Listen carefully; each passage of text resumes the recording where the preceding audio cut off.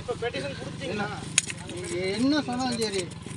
என்ன அவரோட மணியண்ணன் கொடுத்தோம் பேசிட்டு இருக்காரு. இல்லை அவர் சொன்னாருங்க ஏதோ பெட்டிஷன் கொடுத்துட்டுனாரு. அதுக்கு நீங்கள் யாரையும் ஒன்றும் கொடுக்க மாட்டாங்க. நீங்கள் கொஞ்சம் பொருள். சரி இருங்க அவர்கிட்ட கொடுக்குறாரு. ஆனால் பெட்டிஷன் வாங்கினேன். 1.25 ஏக்கரை இங்கே நான் வாங்கியிருக்கிறேன். இதில் வந்து நான் விவசாயம் பண்ணணும்னு நான் இப்போ பண்ணிகிட்ருக்கிறேன். அதில் எனக்கு மாடுகள் இருக்குது, கன்று இருக்குது. அதுக்கு வேணுங்கிற தட்டு புல் எல்லாம் போட்டு இங்கேருந்து தான் நான் சாகுபடி பண்ணி எடுத்துகிட்டு போகிறேன். அப்போது இவங்க நடத்தல 50 வருஷம் 60 வருஷமாக இதில் நடந்துட்டுருக்குறாங்கங்கிற ஒரு இதில் தான் நானும் இது வாங்கினேன். என்னுடைய பத்திரத்துலேயுமே வண்டி வழித்தடம் எல்லாமே வந்து பாத்தியப்பட்டது, எனக்கு பாத்தியப்பட்டதுன்னு சொல்கிறேன். அப்படி சொல்லும் பொழுது இன்றைக்கி என்னங்கிறாங்க, உங்களுக்கு வண்டி வழித்தடங்கள் கிடையாது அப்படின்னா, நான் என்ற பூமிக்கு போய் நான் எப்படி என்ற மாடுகணுங்களுக்கு தேவையான பயிர்களை பயிர் செஞ்சு நான் கொண்டு போகிறது இந்த வழியை அடைச்சா? அதனால் எனக்கு ரொம்ப மன உளைச்சலாக இருக்குது. என்னுடைய வாழ்வு ஆதாரமே இந்த காடு தான். இந்த காட்டிலிருந்து விவசாயம் செய்ய முடியாமல் என்னை வந்து கதவை அடைப்பேன், வழியை அடைப்பேன் அப்படின்னு சொல்லி இன்றைக்கி எல்லாம் வந்து 2 பக்க தோட்டத்துக்காரருமே நான் இது பண்ணுறாங்க. அதனால் தயவு செய்து அரசாங்கம் எனக்கு இந்த வழி என்ற காட்டுக்கு போகிற வழியை வாங்கி கொடுக்கணும். இதில் வேறு என்ற காட்டுக்கு வர்றதுக்கு வேறு வழி இருந்தால் கூட நான் இதையே இது பண்ண மாட்டேன். எனக்கு இந்த ஒரு வழி தான் எனக்கு மார்க்கமே என்ற காட்டுக்கு போகிறதுக்கு. அது வழி மறைக்கிறேன், பண்ணுறேன், பிடிக்கிறேன்னு சொல்லிட்டு இன்றைக்கி வந்து எல்லாம் வந்து திடீர்னு இது பண்ணுறாங்க. கம்பி வேலி போடுறாங்க, நான் கேட்டை வச்சு அடைச்சிக்குவேன்னு இந்த பக்க தோட்டத்துக்காரர் சொல்கிறாங்க. அதனால் அரசாங்கம் இதை கூர்ந்து ஆராய்ஞ்சு எனக்கு என்ற தோட்டத்துக்கு போகிறக்கு வழி வாங்கி எனக்கு கொடுக்கணும். இல்லைன்னா எனக்கு மன உளைச்சல், எனக்கு ரொம்ப வேதனையாக இருக்குது. இவ்வளவு இது கொடுக்குற இந்த வள ஆதாரங்கள் எங்களுக்கு கொடுக்கலைங்கன்னா நாங்கள் என்ன பண்ணுவோம்?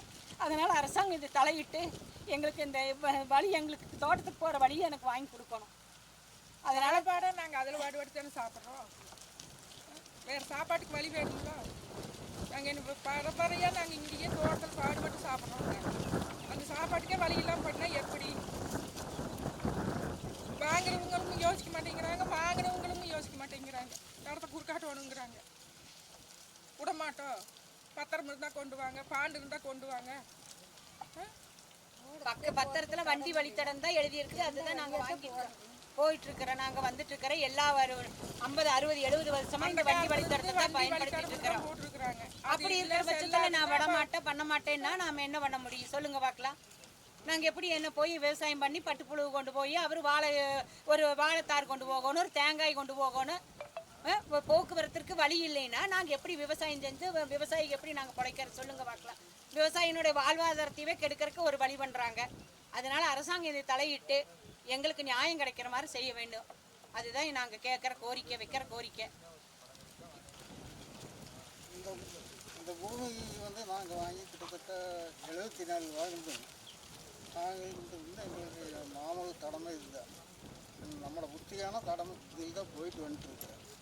மாமூல் வண்டி பாதை இருக்குன்னு நாங்கள் கண்டுக்காமல் விட்டுருந்தோம். அப்புறம் இப்போ பார்த்தா பக்கத்தில் வாங்கி 2 பேருமே 2 நெருக்கிட்டு வந்துட்டாங்க. போகிறக்கு பாதை இல்லை, என்ன பண்ணுறதுங்க? அதுக்கு ஏதோ ஒரு வழியாக கவர்மெண்ட் தான் ஏற்பாடு பண்ணி கொடுக்கணும். நாங்களும் எங்கள் பிறந்தை மாதிரி சிறு இருந்துங்க இதில் தான் போயிட்டு வந்துட்டுருக்குறாங்க. என்னை வந்து வேறு ஒரு கல்யாணம் வச்சு கொடுத்துட்டாங்க. பிறந்தை மாதிரி இதில் தான் சிறுசு இருந்து அவங்க போக வர போயிட்டு வந்துட்டுருக்குறாங்க. இன்றைக்கி தடம் இல்லைன்னு எல்லாம் குறுக்காட்டுறாங்க.